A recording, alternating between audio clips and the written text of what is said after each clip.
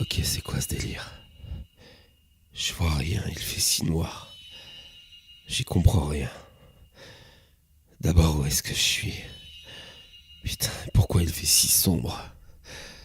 Je, je vais tâtonner. Tâtonner pour voir où je suis.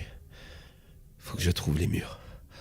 Dès que je les trouverai, je vais chercher un interrupteur pour allumer ce putain d'endroit.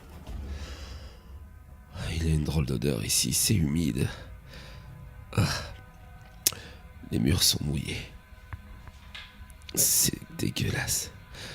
Ah putain. Mais où est cette maudite lumière? Merde. Et comment je suis arrivé ici, moi? Bon, restons calmes. Ça sert à rien de paniquer. Je vais bien finir par trouver. Fais chier. J'ai longé les 4 murs de cette pièce qui semble être carrée. J'ai rasé ceci de haut en bas, le plus haut que je pouvais. Mais j'ai rien trouvé. Merde, c'est quoi ce délire? Putain, j'ai passé 2 heures à hurler pour qu'on vienne me sortir d'ici. Mais personne n'est venu. J'ai fini par laisser tomber. Par me poser assis là sur ce sol humide. À attendre qu'on vienne me sauver ou m'achever. J'ai aucun souvenir de ma venue ici. La dernière chose dont je me souviens, c'est ce bar où je suis sorti hier soir. Et le fait que j'ai trop bu une fois de plus. Merde, je savais que tout ça finirait par me foutre dans une merde noire. J'ai fini par m'endormir. De toute façon, qu'est-ce que je peux bien faire d'autre? Je suis seul, plongé dans l'obscurité la plus profonde. Je ne sais même pas où je suis. Et je me parle à moi-même, tel un malade. Pourquoi faire? Me rassurer alors que la situation n'a rien de rassurant. Et ce n'est pas le fait de me causer qui va la rendre ainsi. Je suis foutu. J'ai pensé que j'étais mort, ouais. Peut-être que c'est ça la mort.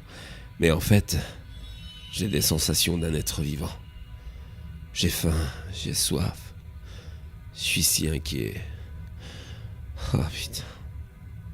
Je repensais à la soirée d'hier. Les gens avec qui j'ai parlé. Mais mes souvenirs sont flous. J'ai le cerveau complètement embrouillé. Je ne sais même plus si on est le jour ou la nuit. Je commence sérieusement à avoir froid. Je tremble de partout. Ce qui m'arrive est un véritable cauchemar. Putain. Je sais que j'ai pas toujours été un mec bien. J'ai fait des conneries, mais rien qui mérite que ça m'arrive. Non, vraiment. Bon, c'est vrai que je suis un peu alcoolique sur les bords et que je me suis parfois mal comporté avec les autres. Mais je suis désolé.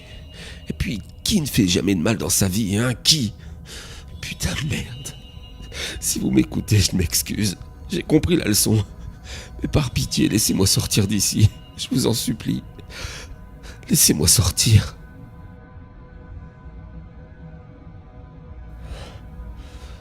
Je réfléchis à toutes les personnes qui pourraient m'en vouloir au point de me faire subir ce supplice. Mais honnêtement, je vois pas. Mon ex-femme, Martha, ok. Je l'ai trompée, je l'ai pas toujours bien traitée. Mais je suis un bon père pour nos enfants. Elle ne ferait pas ça. Puis je lui ai quand même laissé la maison, alors. Mon frère Jérôme, avec qui je me suis souvent disputé, mais rien qui mérite un tel traitement. Ma sœur, ouais, la petite grosse comme je l'appelle. C'est vrai que j'ai pas toujours été cool avec elle, mais je suis son frère, elle me ferait pas subir un truc pareil, non. Mais merde, putain, qu'est-ce que je fais ici? Mes souvenirs de ma soirée me reviennent un peu. J'en ai vu du monde ce soir-là. Cette serveuse, elle était jolie comme un cœur. Mais elle était si désagréable. Il y avait aussi cette vieille connaissance du lycée que j'ai rencontrée par hasard. Et puis ce groupe de jolies filles qui étaient là pour un enterrement de vie de jeune fille. Ah, j'ai bien aimé plaisanter avec elles. Je vois pas. J'ai beau me retourner la tête dans tous les sens, je vois vraiment pas. Qui c'est qui aurait pu me faire ça? J'en peux plus. Aidez-moi, s'il vous plaît. Quelqu'un à l'aide. Je deviens fou. J'ai beau réfléchir tant que je peux, j'ai l'impression de tourner en rond. Je me suis remémoré toute cette soirée et je n'arrive pas à me souvenir de ce qui s'est passé à la fin. La dernière chose dont je me souviens, c'est cette serveuse. Et puis cet homme aussi un peu âgé et excentrique. Il portait des lunettes de soleil en pleine soirée. Il était drôle et un peu fou. Il racontait des conneries. Mais c'est pas lui, il était bien trop inoffensif pour me faire du mal. Eh bien, il était temps. J'ai cru qu'on n'allait jamais y arriver. Qui est là? C'est vous, pauvre fou? Allumez la lumière. Montrez-vous. Pourquoi vous m'avez fait ça? Je vous ai fait quoi, moi? Allons. Une seule question à la fois. Je m'appelle Damon Judex. Appelez-moi donc Judex, ce sera plus facile. Si vous avez un tant soit peu des notions en latin, vous devez savoir ce que cela veut dire. Ça veut tout simplement dire démon juge, rien que ça. Et oui, j'aime à traîner les soirs sur terre dans ces lieux de perdition que vous appelez des bars. Je discute de ci de là, avec des âmes troublées, toutes les nuits. Et j'applique sur celle-ci une sentence amplement méritée. Qu'est-ce que vous me racontez, là? Mais vous m'avez fait quoi? Je suis mort? C'est ça? Non, mon ami, la mort serait bien trop délicieuse pour vous. Disons que je vous ai fait subir quelque chose de particulier, d'adapté à la noirceur de votre âme. Je vous ai observé toute cette nuit au bar, à boire, à être arrogant, voire insultant avec cette serveuse qui vous plaisait tant, à être vicieux, au point de mettre mal à l'aise ce groupe de femmes, venues pour un enterrement de vie de jeune fille. Vous avez gâché leur soirée, vos remarques, vos regards lubriques, et que dire de la manière dont vous m'avez traité? Vous m'avez insulté de vieux fou, ignorant que vous aussi un jour vous en deviendrez un, à votre tour. Vos excès vous ont conduit ici, et vous êtes le seul responsable de ce qui vous arrive. À présent, il est temps de prendre conscience de vos péchés. Tendez les bras et ouvrez vos mains grandes ouvertes. Pourquoi est-ce que je ferais ça? Pourquoi vous me faites subir? Je mérite pas ça. Et allumez cette putain de lumière, montrez-vous, vieux lâche. Je vous le ferai payer, moi, vous allez voir. Vous voulez sortir de cet endroit? Oui ou non? Alors faites ce que je vous dis. Tendez les mains vers moi.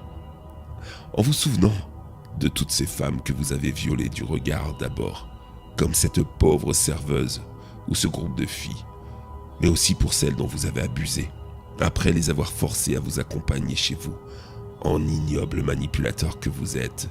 Mais qu'est-ce que vous racontez? J'ai jamais fait ça. Elle le voulait, si elle me suivait. Oui, bien sûr qu'elle le voulait, dans votre tête de pervers. Mais en êtes-vous si sûr? Clara, pour ne prendre que cet exemple, se sent sale depuis ce jour où vous l'avez saoulée, avant d'abuser d'elle. Et ce n'est pas la seule. Il est temps à présent de vous donner ce qui est votre sentence. Voilà. Ouvrez les mains. Je mets ceci dans votre main droite et dans votre main gauche. Voilà. Mais qu'est-ce que c'est que ce truc? C'est dégueulasse. Allumez, je vous en supplie. Dans votre main droite, vous avez saisi votre entrejambe, responsable de vos pulsions, mais aujourd'hui dissocié de votre corps. Quant à la gauche, ces petites billes ne sont rien d'autre que vos yeux, que je vous ai retirés vu l'usage que vous en faisiez. Et oui, à vrai dire, depuis le début la lumière est allumée. Vous n'êtes absolument pas dans le noir.